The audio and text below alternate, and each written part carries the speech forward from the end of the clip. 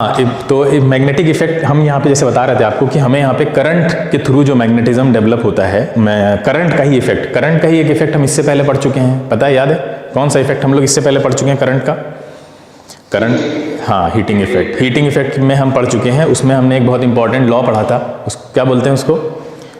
Heating effect, हाँ, joules law of heating, और उन्होंने ही ये कहीं ना कहीं पूरा डिस्कवर किया था। देखिए, बार मैग्नेट, थोड़ा सा बेसिक चीज़ देख लेते हैं। बार मैग्नेट आप सब जानते हैं, ठीक है। इसमें क्या होगा, अगर आप अपोजिट पोल्स को करीब लाएंगे तो वो अट्रैक्ट करते हैं। सिमिलरली अगर आप लाइक पोल्स को पास में लाएंगे तो क्या होना है, रिपेल करेंगे, है ना। इतना तो सब लोग जानते हैं और देख चुके हैं। हाँ, अब हमने चार्जेस में पढ़ा था कि एक चार्ज दूसरे चार्ज पे फोर्स लगाता है। जैसे लाइक पोल्स रिपेल हो रहे हैं का मतलब क्या है, वो धक्का दे रहा है ना उसको, एक चार्ज दूसरे चार्ज को धक्का दे रहा है दूर जाने के लिए। अगर अट्रैक्ट हो रहे हैं तो वो खींच रहा है। तो वही चीज़ जैसे चार्जेस में हो रहा था, पॉजिटिव नेगेटिव खींच रहे थे एक दूसरे को, पॉजिटिव रिपेल कर रहे थे। तो ये एक्शन एट अ डिस्टेंस हो रहा है, टच नहीं कर रहे हैं। तो एक्शन एट अ डिस्टेंस के लिए कौन जिम्मेदार होता है, बता चुके हैं, फील्ड जिम्मेदार होती है, ऑब्वियस सी बात है। तो वहाँ पे जो फील्ड होती थी, वहाँ पे चार्जेस थे, इलेक्ट्रॉन था, तो इसलिए उस फील्ड को बोला जाता था क्या, इलेक्ट्रिक फील्ड बोला जाता था, ठीक है। वो ग्रीक वर्ड से पूरा बना हुआ है। यहाँ पे मैग्नेट है तो इस फील्ड को क्या बोलेंगे हम, मैग्नेटिक फील्ड बोलेंगे। हाँ, तो ये जो आप एरिया ऑफ इन्फ्लुएंस देख रहे हैं बिल्कुल सिमिलर है। अब आप मैच करिए, इलेक्ट्रिसिटी को इसीलिए पहले पढ़ाया जाता है। अब यहाँ पे बहुत सारी चीज़ें सिमिलर होने वाली हैं। ये इलेक्ट्रिक फील्ड है, ठीक है। अब आपको पता है ना कि इलेक्ट्रिक फील्ड हमें दिखती तो है नहीं, तो मैग्नेटिक फील्ड भी नहीं दिखती नहीं है। तो अगर हम ये पता करना चाहते हैं कि मैग्नेटिक फील्ड की स्ट्रेंथ अलग अलग पॉइंट पे क्या होगी, जैसे इलेक्ट्रिक फील्ड की स्ट्रेंथ हमने पता की थी, कैसे पता की थी, कोई बताएगा? इलेक्ट्रिक फील्ड की स्ट्रेंथ हमने कैसे पता की थी? नहीं, अरे भाई, इलेक्ट्रिक फील्ड की स्ट्रेंथ के लिए हम एक यूनिट पॉजिटिव चार्ज लेकर आए थे। बोलो, यूनिट पॉजिटिव चार्ज छोटा सा, जिसकी अपनी इलेक्ट्रिक फील्ड बिल्कुल नेग्लिजिबल हो, ताकि हम पूरा फोकस कर सकें किस पे, सोर्स चार्ज पे।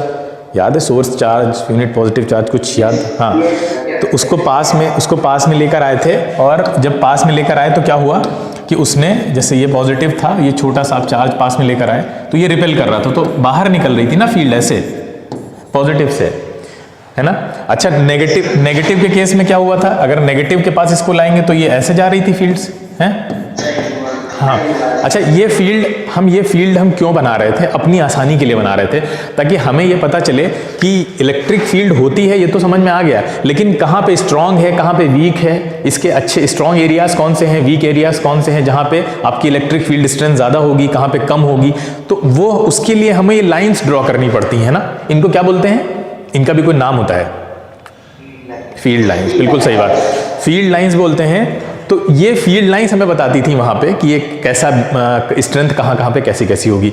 अच्छा, मैग्नेट के सेंस में भी अगर आपको मैग्नेटिक फील्ड की स्ट्रेंथ पता करनी है अलग अलग जगह पे, इस पे क्वेश्चन आता है, तो वो कहाँ पे स्ट्रांग कहाँ पे वीक होगी, उसके लिए भी आपको यहाँ पे क्या करना होगा, फील्ड लाइंस ड्रॉ करनी होंगी। बोलिए। हाँ, लास्ट ईयर हमने आप लोगों को जब पढ़ाया था तो हमने आपको एक चीज़ बताई भी थी, और चलिए नेक्स्ट टाइम पे हम इसका पूरा एनिमेशन कर दिखा देंगे आपको कि ये इसको पता करने का सिंपल जो तरीका है वो क्या है। याद होगा कुछ बच्चों को कि आप सब जानते हैं कि कंपास सबके पास, मतलब सबने देखा है? कंपास तो सबने देखा है, कोई ऐसा जिसने कंपास ही नहीं देखा हो?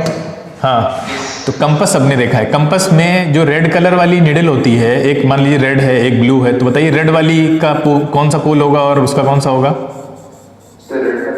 हाँ, रेड का नॉर्थ होगा, ठीक है, बिल्कुल सही बात है। ये नॉर्थ होगा और ये क्या होगा, साउथ होगा, ठीक है। अब देखिए यहाँ पे इससे कैसे पता कर सकते हैं, इसको हर एक पॉइंट पे रखिए। अब बताइए, इसको अगर आप यहाँ रखते हैं, इस कंपास को उठाकर हम यहाँ पे रखते हैं, तो आपको पता है जो नॉर्थ वाली है वो इस डायरेक्शन में होगी, ये है, और साउथ इधर होगी।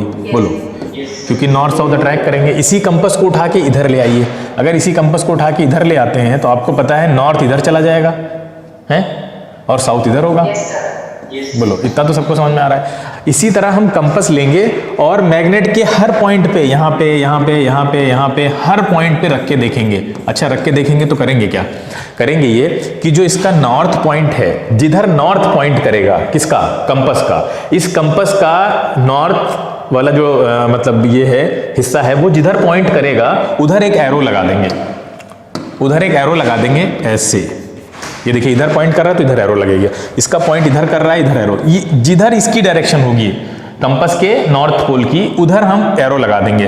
तो हमने जब ऐसा किया, अलग अलग रखा, तो हमें कुछ इस तरह के एरोज मिले। अब आप सब जानते हैं जब नॉर्थ के पास होंगे तो वो एरोज अवे ही जाएंगे, है ना। नॉर्थ के पास तो एरोज अवे ही जाएंगे क्योंकि नॉर्थ से तो भागेगा, वो रिपेल होता है। और साउथ के पास एरोज इनवर्ड जाएंगे, हैं। कुछ आपको याद आ रहा हो, इस पॉजिटिव नेगेटिव से रिसेंबलिंग हो रही है ना। ऐसा लग रहा है नॉर्थ आपका एक तरह का पॉजिटिव का बिहेवियर शो कर रहा है और साउथ कैसा, नेगेटिव जैसा बिहेवियर शो कर रहा है। हाँ, तो जब हमने ये पूरी लाइंस ड्रॉ कर दी हैं और सब लाइनें ड्रॉ करने के बाद हमने इन लाइंस का एक पैटर्न दिखा हमें, और उस पैटर्न को जब हमने सारे डॉट्स को, मान लीजिए बहुत सारे इस तरह के एरोज आए, बहुत इस तरह के बहुत सारे एरोज थे, और इन सारे एरोज को जब हमने इस तरह से बने हुए थे,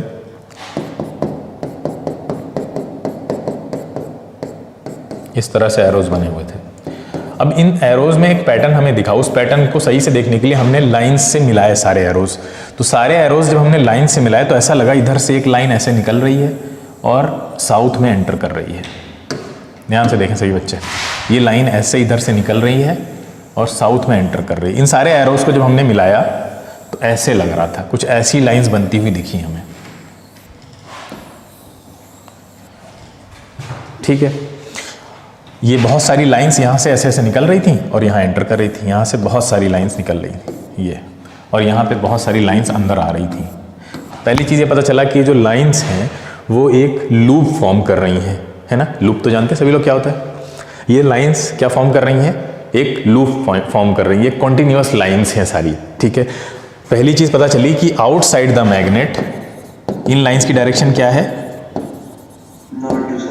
हाँ, outside the magnet they are going from north to south. अच्छा, outside the magnet north to south है, अभी लूप कंप्लीट तो हुआ नहीं है। कहाँ कंप्लीट हुआ है, कंप्लीट कहाँ हुआ है, कंप्लीट कब होगा, जब ये यहां से ऐसे जाए, बोलो तभी होगा ना कंप्लीट। ये ऐसे जाके पूरा सर्किल पूरा करें। इसका मतलब ये है कि अगर लूप पूरा होना है तो इसको अंदर, मैग्नेट के अंदर किधर से किधर जाना पड़ेगा, हाँ, तो मैग्नेट के अंदर इसको साउथ टू नॉर्थ जाना पड़ेगा। एक तरीका तो इसको देखने का ये है। दूसरा तरीका हमने लास्ट ईयर आपको बताया था, मैग्नेट को तोड़ लीजिए। मैग्नेट को आप तोड़ेंगे, अगर मान लीजिए इस मैग्नेट को हम यहाँ पे तोड़ देते हैं, इस मैग्नेट को अगर हम यहाँ पे तोड़ देते हैं तो क्या होगा, फिर दो मैग्नेट को अलग अलग उठा के रखोगे तो इसका जो नॉर्थ है वो इधर बनेगा। अरे यार ये देखो, ये बनेगा, ये साउथ ये नॉर्थ, हाँ, अच्छा इधर क्या होगा, ये नॉर्थ ये साउथ। देखो ध्यान से देखो, ये बहुत इंपॉर्टेंट चीज है। इसको अगर तोड़ो तो लाइंस यही दिख रही ना जाती हुई, हाँ, तो इससे भी समझ सकते हो कि अंदर जो होगी वो साउथ टू नॉर्थ ही जाएंगी। तो उसको अगर ये नहीं समझ में आ रहा कि साउथ टू नॉर्थ कैसे जाती है, हमने तो नॉर्थ टू साउथ पढ़ा है, तो ऐसे तोड़ के देख लीजिए कि ये इस तरह से डायरेक्शन होगी। अब इनको मिला देंगे आप तो वो और दूसरा तरीका ये है कि आप जो लूप है वो पूरा नहीं होगा जब तक आप ऐसा पूरा अंदर से बाहर की तरफ नहीं निकालते हैं। तो ये इनसाइड द मैग्नेट किधर जा रही हैं, इनसाइड द मैग्नेट याद रखिए साउथ टू नॉर्थ लाइंस जाती है। तक क्लियर है, किसी का कोई क्वेश्चन तो नहीं है, आगे चलें, चलते हैं। तो ये हो गई आपकी मैग्नेटिक फील्ड लाइंस, है ना। अच्छा, magnetic field lines electric field line से काफ़ी मिल रही हैं। आपको याद था जब पॉजिटिव नेगेटिव को पास रखा था हमने तो क्या हो रहा था, ऐसे ही कुछ हो रहा था ना कि पॉजिटिव से लाइन निकल के नेगेटिव में घुस रही थी, अगर याद हो तो। ये इस तरह का कुछ देखा था, ऐसे ही बन रहा था ना। आपने देखा था सबसे ज़्यादा लाइंस क्राउडेड कहाँ पे है, पॉजिटिव के पास या नेगेटिव के पास, या ये बोल सकते हैं कि जहाँ से निकल रही हैं या जहाँ पे एंटर हो रही हैं फाइनली, उन दो पॉइंट्स पे लाइंस सबसे ज़्यादा क्राउडेड होंगी।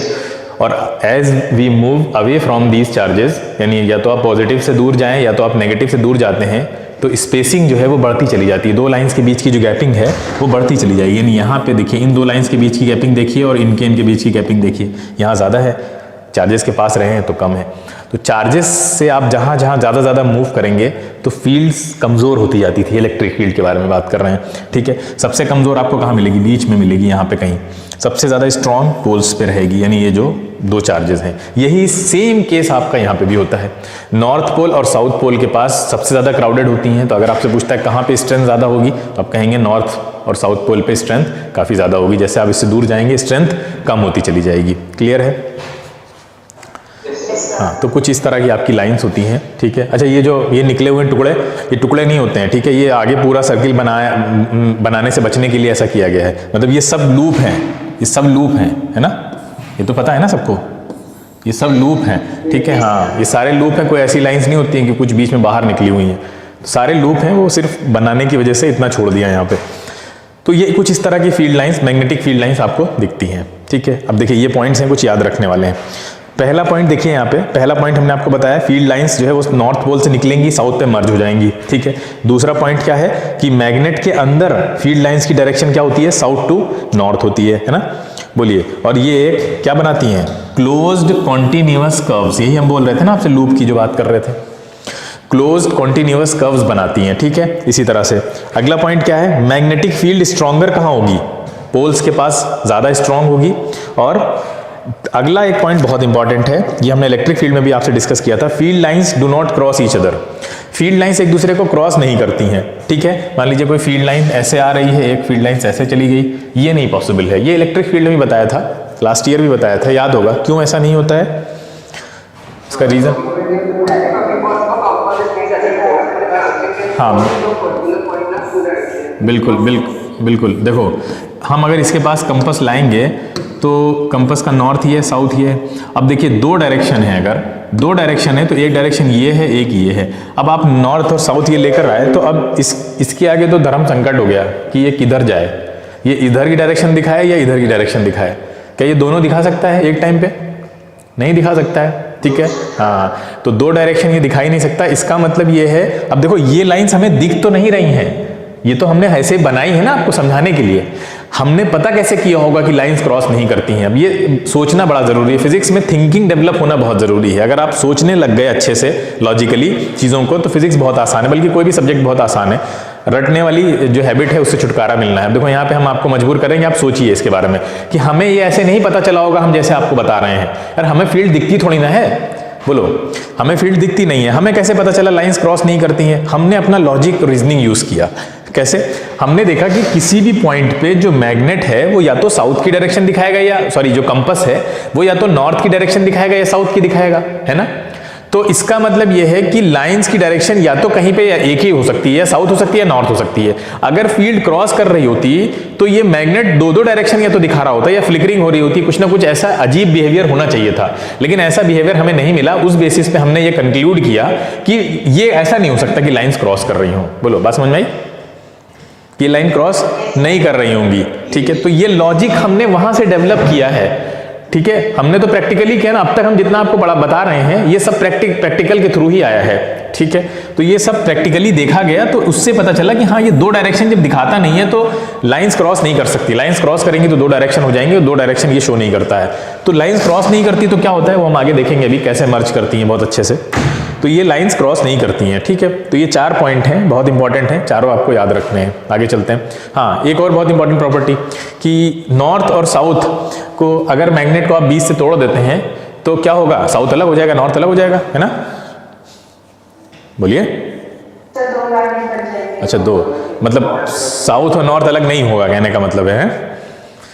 ये देखिए, अगर आप किसी मैग्नेट को तोड़ देते हैं तो ऐसा नहीं होगा कि बीच से मान लीजिए हम तोड़ देते हैं तो साउथ बेचारा अलग हो गया, नॉर्थ अलग हो गया, ठीक है। यानी इन दोनों को आप जुदा नहीं कर सकते हैं। क्यों?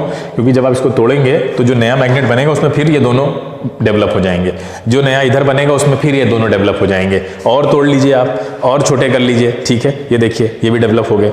यानी कभी भी कितना भी तोड़ लो, magnet will always have 2 poles, ठीक है। 2 पोल्स हमेशा रहेंगे, है ना। अच्छा, इससे हम ये कंक्लूड कर सकते हैं कि एटॉमिक लेवल पे चले जाइए तो वहां पे भी आपको 2 पोल्स मिलेंगे, नहीं मिलेंगे? हैं?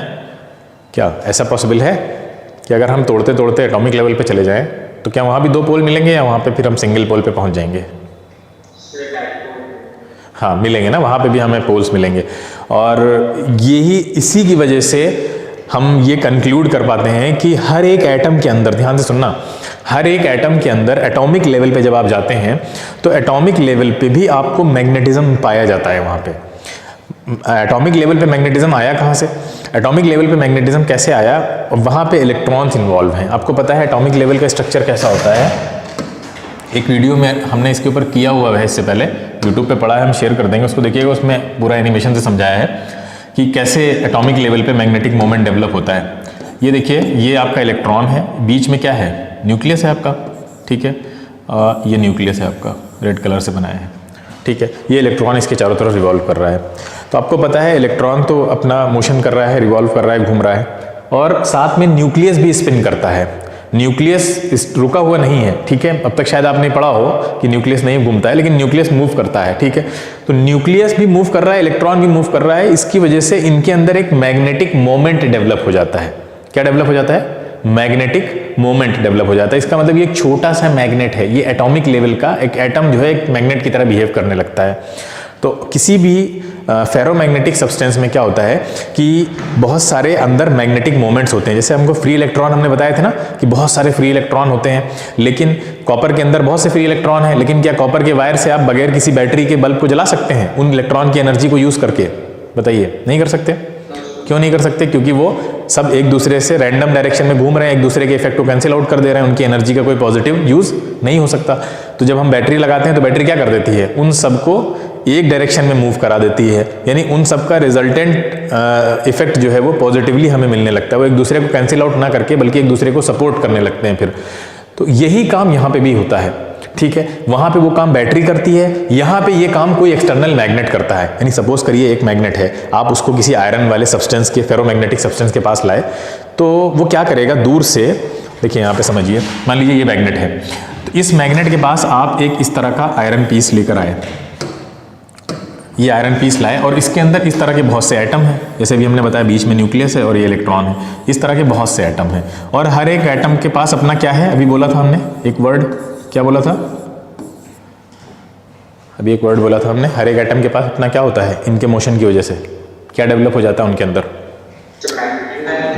मैग्नेटिक मोमेंट, ठीक है, मैग्नेटिक मोमेंट डेवलप हो जाता है। सबका अपना मैग्नेटिक मोमेंट है, लेकिन एक दिक्कत है क्या कि ये मैग्नेटिक मोमेंट रैंडम है। जैसे फ्री इलेक्ट्रॉन रैंडम घूमते रहते हैं ना, इधर उधर एक दूसरे के इफेक्ट को कैंसिल आउट कर देते हैं, सब रैंडम घूम रहे हैं, ठीक है, कोई किधर घूम रहा है, कोई किधर घूम रहा है। तो ये रैंडम होने की वजह से ये जो फेरोमैग्नेटिक सब्सटेंस है, इसके अंदर एटॉमिक लेवल पे मैग्नेटिज्म मौजूद है, लेकिन सारे एटम्स मिलकर एक दूसरे के मैग्नेटिज्म को, एक दूसरे के मैग्नेटिक मोमेंट के असर को कैंसिल आउट कर देते हैं, इसलिए एज अ होल ये मैग्नेट की तरह बिहेव नहीं कर पाता है। इतनी बात समझ में आ रही? एज अ होल ये, जैसे वो वायर वाला एग्जाम्पल दिया था हमने ना, एज अ होल उसके अंदर कोई करंट नहीं होती है, जबकि इलेक्ट्रॉन तो मोशन में होते हैं, फ्री इलेक्ट्रॉन, ठीक है। तो इसके अंदर भी एज अ होल ये मैग्नेट नहीं होता है। लेकिन जब आप एक मैग्नेट पास में लाते हैं, मान लीजिए ये मैग्नेट लाए हम पास में इसके, अब सोचिए जब ये मैग्नेट पास में आया तो इस मैग्नेट की इस तरह की फील्ड होंगी ना, जैसे ये बनाई थी, बोलो ऐसे फील्ड होगी इसकी, ऐसे ही तो होगी, इस टाइप से कुछ फील्ड बनाएगा ये आके। अच्छा, ये फील्ड क्या करेगी, ये फील्ड इन मैग्नेटिक मोमेंट पे फोर्स लगाएगी, जैसे बैटरी लगाती है फ्री इलेक्ट्रॉन्स पे, ये इनके ऊपर फोर्स लगाएगी, और फोर्स लगाएगी कैसा, अब सोचो नॉर्थ वाला इसके इधर है, तो नॉर्थ वाली फील्ड इधर ज्यादा स्ट्रांग होगी। अच्छा, अगर नॉर्थ वाली फील्ड इधर ज्यादा स्ट्रांग होगी तो ये जो छोटे छोटे मैग्नेट हैं एटॉमिक लेवल पे, हर एक का अपना नॉर्थ और साउथ है, तो इनका जो साउथ वाला पोर्शन है वो इसकी तरफ भागेगा। अरे भागेगा, ऑब्वियस सी बात है, नॉर्थ को साउथ ही अट्रैक्ट करता है ना। इनके अंदर छोटे छोटे नॉर्थ और साउथ हैं या नहीं है, बताओ? इनके अंदर, सबके अंदर, इनके अंदर सबके अंदर छोटे छोटे नॉर्थ और साउथ हैं, अभी बताया हमने, नॉर्थ और साउथ हैं। तो जो फील्ड इनके ऊपर अप्लाई हो रही है, वो फील्ड अगर मान लीजिए नॉर्थ वाला पोल इधर रखा है आपने, तो इनके जो साउथ हैं, सबके जो साउथ हैं, वो इसकी इस फील्ड की तरफ भागेंगे, बोलो। और जितने नॉर्थ हैं वो इससे दूर भागेंगे, जितने नॉर्थ है वो इससे दूर भागेंगे, यानी जो नॉर्थ पोर्शन है वो इधर भागेगा, और जो साउथ पोर्शन है सबका वो इसकी तरफ भागेगा, है ना, इस फील्ड की। तो इसका मतलब जो पहले रैंडम डायरेक्शन में ये मूव कर रहे थे, अब इनको एक डायरेक्शन मिल गई कि नॉर्थ का मकसद है इधर दूर भागना, और साउथ का मकसद है इसकी तरफ भागना, है ना। तो सारे जो साउथ वाले हैं वो इधर की तरफ अलाइंड हो जाएंगे, और सारे नॉर्थ वाले उधर की तरफ अलाइन हो जाएंगे। अरे बोलो। हाँ, तो इसका ये कुछ इस तरह का बन जाएगा ना, ध्यान से देखना, अल्टीमेटली ये ऐसा हो जाएगा, इसके सारे साउथ एक साइड आ जाएंगे, नॉर्थ। हाँ, तो कोई भी मैग्नेट को जब आप किसी फेरोमैग्नेटिक सब्सटेंस के पास लाते हैं तो उसके अंदर कुछ इस तरह की हलचल होती है, और थोड़ी देर के बाद उसके एक साइड पे साउथ पोल इंड्यूस हो जाता है, एक साइड पे नॉर्थ पोल इंड्यूस हो जाता है।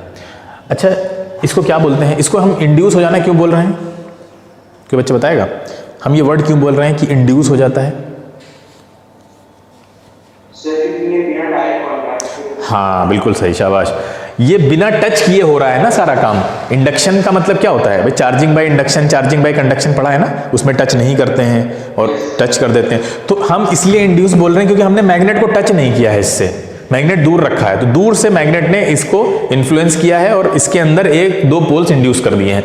इसका मतलब हम ये कह सकते हैं कि इसको, इस फेरोमैग्नेटिक सब्सटेंस को इस मैग्नेट ने मैग्नेट बना दिया। बोलो, बोल सकते हैं? Yes, हाँ, अब मैग्नेट बना दिया है तो आपको पता है कि साउथ और नॉर्थ तो अट्रैक्ट होते हैं, तो खींच लेगा उसको, खींच लेगा। तो कोई भी मैग्नेट दूसरे फेरोमैग्नेटिक सब्सटेंस को एट एक डिस्टेंस से तभी खींच पाएगा जब वो उसके अंदर मैग्नेटिज्म इंड्यूस कर दे, उसके अंदर साउथ और नॉर्थ को इंड्यूस कर दे, यानी उसको एक मैग्नेट बना दे। जब मैग्नेट को बना देगा तो वो उसको खींच लेगा। अगर मैग्नेट नहीं बना पाएगा तो नहीं खींच पाएगा। क्लियर? yes, clear. हाँ, तो ऐसे कंडक्शन में भी ऐसे ही होता है। अगर आप कंडक्शन के थ्रू किसी को मैग्नेट बनाना चाहते हैं तो हमने शायद लास्ट ईयर आपको पढ़ाया भी था, याद है? नहीं,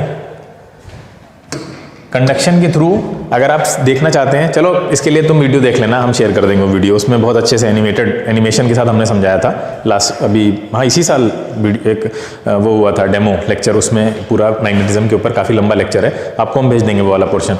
तो ये हमें समझ में आ गया कि जो मैग्नेट है वो दूसरे मैग्नेट्स को कैसे अट्रैक्ट करता है एट अ डिस्टेंस। ठीक है, आगे चलते, कोई क्वेश्चन तो नहीं है किसी का इसमें? हाँ, अब मेन चीज़ पे वापस आते हैं, magnetic effect of electric current क्या है। यहाँ पे देखिए ध्यान से, ये कहानी है पूरी, समझ सकते हैं कहानी क्या है। जैसे इसकी डिस्कवरी हुई थी कि एक साइंटिस्ट थे जिनका नाम था हैंस क्रिश्चियन ओएस्टेड। ठीक है बेटा, वो बंद कर लीजिए, माइक किसी का खुला है अगर। एक साइंटिस्ट थे, पूरी कहानी पहले ध्यान से सुनिए। एक साइंटिस्ट थे, उनका नाम था हैंस क्रिश्चियन ओएस्टेड। ठीक है, ये एक्सपेरिमेंट कर रहे थे बैठकर अपना लैब में। तो आप देखिए फिजिक्स में कई सारे जो डिस्कवरीज हैं वो आपकी एक्सीडेंटली भी हुई हैं। ठीक है, कर कुछ और रहे थे, मिल कुछ और गया। तो जैसे वो ट्रैवलर था, कौन सा ट्रैवलर था जो कहीं कुछ और ढूंढने निकला था और वो इंडिया ढूंढ लिया उसने? नहीं, इंडिया ढूंढने निकला था और क्या, कोलंबस, हाँ, डिस्कवर क्या कर लिया था उसने? अमेरिका। अच्छा, अमेरिका कैसे? अच्छा, अमेरिका कैसे डिस्कवर कर लिया अगर इंडिया ढूंढने निकला था तो? इसका लॉजिक पता है? नहीं पता? मतलब वो ढूंढने निकला इंडिया, तो फिर उसने अमेरिका कैसे डिस्कवर हो गया? भाई इंडिया ढूंढने निकलता तो मान लो श्रीलंका डिस्कवर हो जाता, चाइना हो जाता। ठीक है, तो समझ में आता है, सब आसपास हैं? नहीं, मतलब मेरा सवाल ये नहीं, मेरा क्वेश्चन ये है कि मतलब इंडिया ढूंढने निकले हैं तो इंडिया के सराउंडिंग की चीज़ें डिस्कवर हो जाती है, समझ में आता बाय मिस्टेक। आप बिल्कुल पोल अपार्ट चीज़ को डिस्कवर कर लिया आपने ढूंढने, आप इंडिया गए थे, मतलब तो ये चीज़, हाँ। और क्यों गया था, इसका रीज़न पता है? सर कोई वॉर वगैरह कर रही थी तो वहाँ पे जाकर मना हो गया था कुछ था। नहीं, उससे पहले जो है वो एक साइंटिस्ट थे, वर्क एनर्जी पावर चैप्टर में आप पढ़ेंगे, नेक्स्ट ईयर ही अब आएगा, बल्कि हमने शायद लास्ट ईयर पढ़ाया भी था आपको कि एक साइंटिस्ट थे जिन्होंने अर्थ की सर्कमफेरेंस पहले निकाली। इराटोस्थेनीस का नाम सुना है? इराटोस्थेनीस ने अर्थ की सर्कमफेरेंस निकाली थी, काफ़ी पहले निकाल दी थी कि अर्थ जो है वो गोल है, इसके बारे में। तो कोलंबस को जब ये पता था कि अर्थ गोल है तो उसने ये सोचा कि हम किधर से भी जाएंगे पहुंच जाएंगे। भाई जब गोल है तो पहुंच जाएंगे, आप कहीं से भी जाइए। तो इसलिए वो वाला रूट लेकर निकले कि अगर अर्थ गोल है तो हम तो पहुंच ही जाएंगे। तो खैर वो पहुंचे तो, लेकिन उसके बीच में और कॉन्टिनेंट्स भी आते हैं। तो वो जिस कॉन्टिनेंट पहुंचे वहाँ पे भी इतनी ज़्यादा कोई पॉपुलेशन वगैरह कुछ भी नहीं थी, तो उनको लगा कि शायद यही वो होगा, क्योंकि उस टाइम पे और कोई नेविगेशन के तरीके नहीं थे। खैर हम लोग डाइवर्ट हो रहे हैं। तो यहाँ पे देखिए वो क्या कर रहे थे, अरे एक्सपेरिमेंट कर रहे थे। तो एक्सपेरिमेंट में उनके पास कंपास वगैरह भी रखा हुआ था और सर्किट तो था ही जिससे वो बार बार चेक कर रहे थे।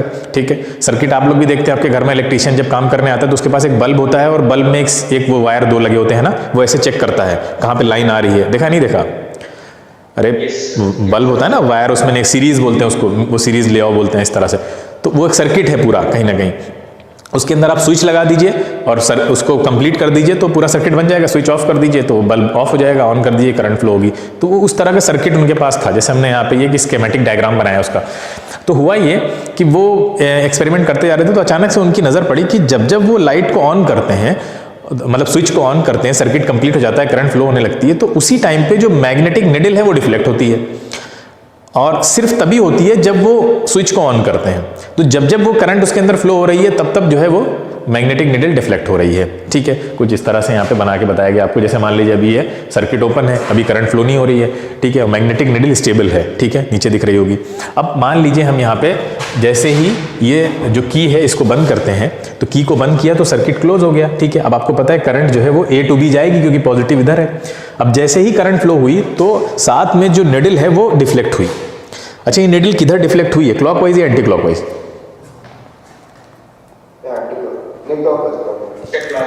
ये यहाँ रखी थी ना, ऐसे हो गई तो ऐसे गई है ना, ये ऐसे गई है, तो ये कौन सा है, क्लॉकवाइज है, तो ये क्लॉकवाइज डिफ्लेक्ट हुई। तो ये काफ़ी बार इन्होंने करके देखा। अब देखिए नॉर्मल ह्यूमन बीइंग होते कोई, उन्होंने ये किया होता तो हो सकता है इसकी बहुत ज़्यादा गहराई में वो नहीं जाने की कोशिश करते, इसी में उछल जाते कि अरे हमने एक बहुत इंपॉर्टेंट चीज़ ढूंढ ली है। लेकिन साइंटिस्ट लोग जो होते हैं और अच्छे साइंटिस्ट हैं तो उनका दिमाग कैसे चलता है, देखिए यहाँ पे सोचिए इस पर। उन्होंने क्या सोचा कि चलो ठीक है, ये ऐसा एक फिनोमिना तो नज़र आया कि कुछ ऐसा हो रहा है, कुछ अजीब सा हो रहा है, लेकिन साथ में ये भी सोचा कि लाओ अगर हम करंट की डायरेक्शन को रिवर्स करें तो क्या कुछ नया देखने को मिलेगा, क्या डिफ्लेक्शन फिर भी होगा तो कैसे होगा, क्या सेम डायरेक्शन में होगा, अलग होगा। अब ये थिंकिंग ही तो थी भाई, ये सोचा उन्होंने, उनके दिमाग में ये बात आई तो उन्होंने ये काम भी करके देखा। तो ये जैसे ही उन्होंने डायरेक्शन को रिवर्स किया। अच्छा, डायरेक्शन को रिवर्स कैसे कर सकते हैं, क्या तरीका है? इलेक्ट्रिक करंट की डायरेक्शन को बदलना है हमें, बताइए कैसे बदल सकते हैं? Terminals exchange. हाँ, टर्मिनल्स एक्सचेंज कर देते हैं, टर्मिनल्स एक्सचेंज कर देते हैं, या ये कह सकते हैं कि वायर को आप इधर उधर लगा दी। मतलब पहले आपने ये इस तरह से समझते हैं, मान लो ये A था और ये B था, पहले B पॉजिटिव से जुड़ा था, A किससे जुड़ा था, नेगेटिव से जुड़ा हुआ था। अब आप क्या कर दीजिए, अब आप बैटरी के पॉजिटिव नेगेटिव तो नहीं बदलेंगे ना, वो तो फिक्स होते हैं। बोलिए, बैटरी के पॉजिटिव नेगेटिव टर्मिनल तो नहीं चेंज करेंगे, आप क्या करेंगे, अब वायर को अलग अलग टर्मिनल पे लगा देंगे। तो अब आप क्या करेंगे, बी को नेगेटिव के साथ जोड़ देंगे, ए को किसके साथ जोड़ देंगे, पॉजिटिव के साथ जोड़ देंगे, जो वायर होगा। तो यही इन्होंने भी किया, उसके टर्मिनल्स को चेंज कर दिया वायर के। जैसे ही चेंज किया तो आपको पता है करंट अब इधर जाएगी, क्योंकि पॉजिटिव टू नेगेटिव जाती है ना करंट। बोलिए, इधर देखिए ऐसे जा रही थी, तो करंट अब उल्टा जा रही है, B टू A। जब करंट उल्टा जा रही है तो फिर भी डिफ्लेक्शन हुआ, लेकिन इस बार देखिए कुछ पहले से अलग है कि वैसा ही है। हाँ, इस बार जो डिफ्लेक्शन है यहाँ पे देखिए, इस बार डिफ्लेक्शन ऐसे हो रहा है, यानी डायरेक्शन अलग है, बाकी सब कुछ सेम है, डिफ्लेक्शन हो रहा है। इसका मतलब जो मैग्नेटिक फील्ड की जो आपका ये निडल है, उसकी डिफ्लेक्शन की डायरेक्शन अगर आप बदलना चाहते हैं तो आप करंट की डायरेक्शन बदल दीजिए। इतनी बात समझ में आई सबको, जो चीज़ें ऑब्जर्व की थी यहाँ से? बोलिए, इतनी बात समझ में आई? Yes sir. एक चीज़ और करके देखी उन्होंने, ये जो निडल थी इसको जब करंट के इस सर्किट के पास लेकर आते थे उठाकर, दूर रखी हुई थी, इस सर्किट के सोचने का ढंग देखिए। अब ये भी यहाँ से सीख सकते हैं बहुत कुछ, कि अब और चीज़ें देखनी शुरू की, कि देखते हैं और वेरिएशंस क्या देखने को मिल रहे हैं, कुछ और नई चीज़ें हैं। अगर वो ये छोड़ देते तो हो सकता है कोई और डिस्कवर करता। तो हैंस क्रिश्चियन ओर्स्टेड के नाम पे ये पूरी डिस्कवरी नहीं लिखी जाती, फिर इसमें और भी लोग आ जाते, ठीक है, उनका भी हिस्सा होता, पार्टनरशिप हो जाती। लेकिन उन्होंने सब चीज़ों को ट्राई करके देखा कहीं ना कहीं। तो अब इन्होंने क्या किया, इस निडल, इस कंपस को इसके थोड़ा पास लाए सर्किट के। जैसे ही सर्किट के पास लाए तो बहुत तेज वो करने लगी, निडल जो है वो वाइब्रेट करने लगी, बहुत तेज हिलने लगी, डिफ्लेक्शन तेज हो गया इसके अंदर, है ना। तो एक तो इन्होंने देखा कि अगर हम इसको पास लाते हैं तो आपको पता है इस वाले सर्किट में इलेक्ट्रिक फील्ड बन रही होगी, है ना। इस वाले सर्किट में इलेक्ट्रिक फील्ड होगी, नहीं होगी? क्या हो गया भाई, सन्नाटा हो गया, आवाज नहीं आ रही क्या? हेलो, अरे यार तो आ रही है, तो सो गए क्या तुम लोग?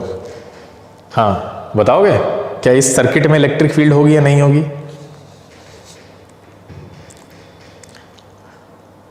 नहीं, इतना सोचने के बाद होगी। पूरा इलेक्ट्रिसिटी खत्म हो गया ना, 19 लेक्चर करवा दिए, इतना बेसिक सा क्वेश्चन पूछा है, सब सन्नाटा छा गया वहां पे कि इसमें इलेक्ट्रिक फील्ड होगी ना सर्किट में। अरे यार इलेक्ट्रिक फील्ड नहीं होगी तो कैसे? हमने पढ़ा था electric field in the current carrying conductor क्या होती है, जीरो होती है। Electric field in the current carrying conductor पढ़ाया था हमने लास्ट लेक्चर में, यार जो संडे को लेक्चर हुआ था, नहीं देखा? अरे कम से कम देख तो लेते, नहीं देखा है तो उसको जाके देखिए, उसमें बहुत इंपॉर्टेंट चीज़ें बताई गई हैं, जिसमें आपको वो सब कराया, पावर के न्यूमेरिकल्स कराए थे, उसमें एंड में हमने बताया था, वो टॉपिक रह गया था, छूट गया था।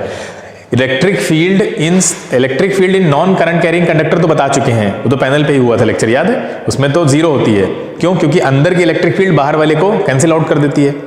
तो वो तो जीरो होती है, लेकिन हमने बताया था electric field in the current carrying conductor, अगर कंडक्टर के अंदर करंट फ्लो हो रही है तब बताइए कि इलेक्ट्रिक फील्ड उसके अंदर जीरो होगी या कैसी होगी। तो क्या बताया था, जीरो है नॉन जीरो, कैसी होती है, नॉन जीरो होती है। नॉन जीरो है और इलेक्ट्रॉन ये मूव कर रहे हैं, यानी इस सर्किट के अंदर इलेक्ट्रिक फील्ड होगी नहीं होगी, बिल्कुल है, कंफर्म है होगी। अब इन्होंने क्या किया, ये इसके पास लेकर आए तो डिफ्लेक्शन बढ़ गया, एक तरीका ये था डिफ्लेक्शन बढ़ाने का। दूसरा क्या किया इन्होंने, इसको वहीं पे रखा और करंट का अमाउंट बढ़ा दिया। अभी इलेक्ट्रिक फील्ड वाली बात पे हम दोबारा आएंगे, ठीक है, बहुत इंटरेस्टिंग चीज है वो, पहले इसको समझते हैं। इनको पास लेकर आए तो कहीं ना कहीं ये इसने ज्यादा स्ट्रेंथ फील की और ये बहुत तेजी से डिफ्लेक्ट होने लगा। क्या था वहां पे वो भी हम देखेंगे, क्यों डिफ्लेक्ट हुआ था, लेकिन उससे पहले ये देखिए, एक तरीका डिफ्लेक्शन बढ़ाने का ये है कि इसको पास ले आए तो डिफ्लेक्शन बढ़ गया। सब एक्सपेरिमेंट हो रहा है, अभी कोई थ्योरेटिकल चीज नहीं है। दूसरा तरीका क्या है कि अगर आप यहां पे करंट बढ़ा दें, करंट कैसे बढ़ाएं, करंट कैसे बढ़ाएं, यहां हम सर्किट में करंट कैसे बढ़ाएं, बिल्कुल सही बात है, वोल्टेज बढ़ा दीजिए। आप ओम्स लॉ सबने पढ़ा है, आप वोल्टेज बढ़ा देंगे इसकी करंट बढ़ जाएगी, ठीक है। करंट कैसे बढ़ाएंगे, हाँ, अगर मान लीजिए इसमें पहले 6 वोल्ट की बैटरी लगी थी, आप 12 वोल्ट की लगा दीजिए, करंट बढ़ जाएगी। तो करंट डायरेक्टली प्रोपोर्शनल होती है वोल्टेज के, ये पढ़ चुके हो, ओम्स लॉ बहुत इंपॉर्टेंट है, आपको याद रखना चाहिए हर बार। तो आप अगर यहाँ करंट बढ़ा दीजिए तो इसकी मैग्नेटिक फील्ड डिस्टेंस बढ़ जाएगी, ठीक है। तो यहाँ पे 3-4 चीजें हैं जो ऑब्जर्व करने वाली। पहली है कि जब किसी वायर में करंट फ्लो होती है तो उसके पास कोई मैग्नेट रखा है तो वो डिफ्लेक्ट होता है। दूसरा ये कि करंट की डायरेक्शन बदल दो तो मैग्नेट वो डिफ्लेक्शन की डायरेक्शन बदल जाती है, ठीक है। तीसरी चीज ये देखिए कि आप उस डिफ्लेक्शन की स्पीड को बढ़ा सकते हैं 2 तरीके से, या तो उसको पास ले आइए सर्किट के, या अगर आप उसको वहीं रखे रहना चाहते हैं तो कैसे बढ़ा सकते हैं, तो आप अमाउंट ऑफ करंट को इंक्रीज कर दीजिए। इतना सब बच्चों को समझ में आया, क्लियर है? हाँ, अब देखिए ध्यान से एक बात, अब एक बहुत इंपॉर्टेंट चीज जो आपको सोचनी है, चलो इससे पहले यहाँ पे आते हैं। एक चीज देखिए यहाँ पे कि ये जो मैग्नेट है वो, उसके अंदर कोई भी डिफ्लेक्शन अगर हो रहा है, कोई हरकत हो रही है, इसका मतलब उसके ऊपर फोर्स लग रहा है ना, फोर्स तो लग रहा है, अभी बताया था, फोर्स लग रहा होगा तभी तो वो हिलेगा, इसके ऊपर कोई फोर्स लग रहा है। अब तक हमने सिर्फ यही पढ़ा था, या ओस्टेड ने जब ये एक्सपेरिमेंट किया तो वो यही जानते थे कि एक मैग्नेट के ऊपर सिर्फ एक दूसरा मैग्नेट ही फोर्स लगा सकता है। बोलो, इतना तो सबको क्लियर है? एक मैग्नेट के ऊपर कोई दूसरा मैग्नेट ही फोर्स लगा सकता है, कोई थर्ड पार्टी भी लगा सकती है? नहीं लगा सकती है। बोलिए भाई, एक मैग्नेट है, उस मैग्नेट पे कोई फोर्स लगाने की कैपेबिलिटी कौन रखता है? एक दूसरा मैग्नेट ही तो रखेगा। बोलो, हाँ, अब तक अंडरस्टैंडिंग यही थी इनकी। तो यहां पे जब इन्होंने डिफ्लेक्शन देखा तो अगर यहां पे आप होते इनकी जगह पे तो आप क्या सोचते कि अगर ये डिफ्लेक्ट हो रहा है तो इसका मतलब ये है कि आसपास कोई मैग्नेट है, अदरवाइज ये कैसे डिफ्लेक्ट हो रहा है? क्योंकि इसकी प्रॉपर्टी तो यही है कि एक दूसरे मैग्नेट से ही डिफ्लेक्ट हो सकता है, उसके सराउंडिंग में जाने पर उसकी फील्ड बनेगी और वो इसकी फील्ड से इंटरेक्ट करेगी तो इसके ऊपर फोर्स लगेगा, दोनों पे लगेगा। बात समझ में आ रही है? तो अगर इस मैग्नेट के अंदर कोई डिफ्लेक्शन हो रहा है, यानी इसकी फील्ड से छेड़छाड़ हो रही है। क्या मैं सही कह रहा हूं? इसकी बनाई हुई फील्ड, अरे भैया इसकी फील्ड भी तो होगी, ऐसे बना रहा होगा, नहीं बना रहा होगा फील्ड, ये बोलो, इस तरह से ऐसे फील्ड बना रहा होगा ये। तो इसकी फील्ड में इसका मतलब कोई दूसरा इंट्रूडर आया है जिसने इसकी फील्ड से छेड़छाड़ की है और उसके ऊपर फोर्स लगाया है। तक क्लियर है? इतनी बात तो मतलब उनके दिमाग में आनी चाहिए थी, आपके भी आनी चाहिए। तो उन्होंने भी यही सोचा कि अगर ये मैग्नेट को हिल रहा है, ये मैग्नेटिक नीडल हिल रही है, तो there must be some another magnet, ठीक है, in the vicinity of this magnet, ठीक है, इसकी विसिनिटी में, इसकी सराउंडिंग में कोई ना कोई दूसरा मैग्नेट होना चाहिए। यहां से फिर दिमाग में आया कि इसका मतलब यह है जो करंट कैरिंग वायर है, करंट कैरिंग वायर के अंदर इलेक्ट्रिक फील्ड होती है क्या? बाहर भी होती है? बाहर की बात कर रहा हूं, अंदर तो होती है, अंदर तो हमें पता है अंदर कैसे होती है, अंदर हम पढ़ चुके हैं, कंडक्टर के अंदर इलेक्ट्रिक फील्ड होती है नहीं होती है? ये बैटरी से जुड़ा हुआ है इस तरह से, और ये प्लस ये माइनस, तो इलेक्ट्रिक फील्ड की डायरेक्शन ये होगी ना, पॉजिटिव से नेगेटिव की तरफ। बोलिए, इसे समझाया था। तो अंदर तो इलेक्ट्रिक फील्ड होती है लेकिन वायर के बाहर इलेक्ट्रिक फील्ड नहीं होती है। इसका मतलब वायर के बाहर कोई और फील्ड है जो इस फील्ड से इंटरेक्ट कर रही है, और मैग्नेटिक फील्ड से कौन इंटरेक्ट करेगा? सिर्फ दूसरी मैग्नेटिक फील्ड ही इंटरेक्ट कर सकती है। इसका मतलब करंट कैरिंग वायर के बाहर, जब उसके अंदर करंट अंदर फ्लो हो रही होती है तो उसके बाहर मैग्नेटिक फील्ड बन रही होती है। यानी वो एक तरह का मैग्नेट बन जाता है, मैग्नेट की तरह बिहेव कर रहा होता है, तभी वो इस मैग्नेटिक निडल से, इस कंपास की निडल से इंटरेक्ट करता है। लेकिन कब? सिर्फ जब करंट फ्लो हो रही थी। जब करंट फ्लो नहीं हो रही थी तो कोई डिफ्लेक्शन नहीं है। देखिए यहाँ पे करंट फ्लो नहीं हो रही है, सर्किट बंद है। सर्किट बंद है तो ये कोई मैग्नेटिक फील्ड नहीं है, इस वायर में कोई मैग्नेटिक फील्ड नहीं है, तो इसकी मैग्नेटिक फील्ड से इंटरेक्ट भी नहीं करेगी, तो इसके अंदर कोई डिफ्लेक्शन नहीं मिला। जैसे ही as soon as you switch on the current, ठीक है, जैसे ही आपने करंट को चलाया, उसके अंदर स्विच को ऑन किया, तो क्या हुआ? ये किसकी तरह बिहेव करने लगा? एक्सटर्नली मैग्नेट की तरह बिहेव करने लगा, यानी इसके चारों तरफ एक मैग्नेटिक फील्ड बनने लगी इस वायर में।